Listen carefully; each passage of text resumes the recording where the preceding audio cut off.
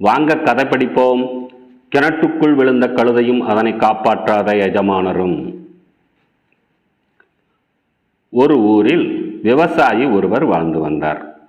அவர் தன் விவசாய வேலைக்காக ஒரு கழுதை ஒன்று வளர்த்து வந்தார். ஒரு நாள் தன் தோட்டத்தில் உள்ள வறண்ட கிணற்றில் அந்த கழுதை விழுந்துவிட்டது. உள்ளே விழுந்த கழுதையின் அலறல் சத்தம் கேட்டு விவசாயி ஓடோடி வந்தார். தன்னுடைய கழுதை கிணற்றுக்குள் விழுந்து கிடப்பதை பார்த்து வெளியே தூக்க எண்ணிய அவர் முடியாமல் யோசனையில் ஆழ்ந்தார். என்ன செய்வது என்று தெரியாமல் உதவிக்காக தன் தோட்டத்தின் அருகிலேயே உள்ள ஊர்க்காரர்களை அழைத்தார். அவர்கள் இந்த கழுதையை தூக்குவதற்கு ஆகும் செலவுக்கு நீ 2 கழுதை வாங்கிவிடலாம் என்றும், ஊரின் அருகிலேயே உள்ள உன்னுடைய தோட்டத்தில் உள்ள இந்த வறண்ட கிணறு யாருக்கும் பயனில்லாமல் இருக்கிறது, ஆகையால் இந்த கிணற்றை இந்த கழுதையோடு சேர்த்து மூடிவிடுவதே நல்லது என்று யோசனை சொன்னார்கள். இதுவும் சரிதான். இறந்து கிடந்தாலும் கழுதையை தூக்கி மண்ணில் புதைத்துத்தானே ஆக வேண்டும்.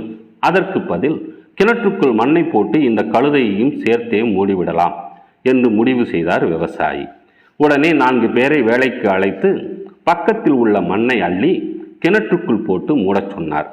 அவர்களும் மண்ணை அள்ளி உள்ளே போட்டனர்.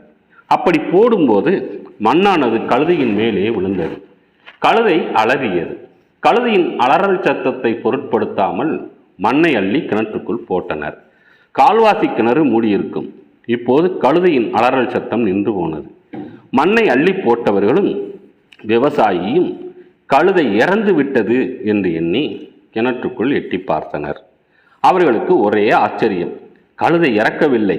மண்ணை அள்ளி போட போட தன்மேல் விழுந்த மண்ணை ஒவ்வொரு முறையும் உதறி உதறி மண்ணை கீழே தள்ளி அது அதன் மேலே ஏறி நின்று கொண்டது.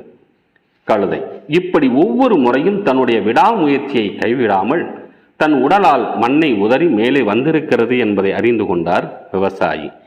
மீண்டும் மண்ணை அள்ளி கிணற்றுள் போட்டனர். கிணறு முழுவதுமாக மூடிவிட்டது.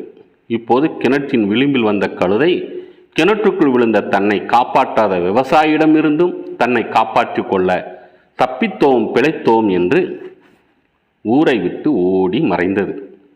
இப்படித்தான் ஒவ்வொரு மனிதர்களும் விடாமுயற்சியுடன் செயல்பட வேண்டும். போட்டிகளாலும் பொறாமைகளாலும் வீண் பழி சொற்களாலும் வரக்கூடிய ஏளன பேச்சுக்களையும் உதறி தள்ளிவிட்டு வாழ்க்கையில் வெற்றி பெறுவதற்காக ஒவ்வொரு முறையும் முயற்சி செய்து கொண்டே இருந்தால் நிச்சயம் வாழ்க்கையில் வெற்றி பெறலாம்.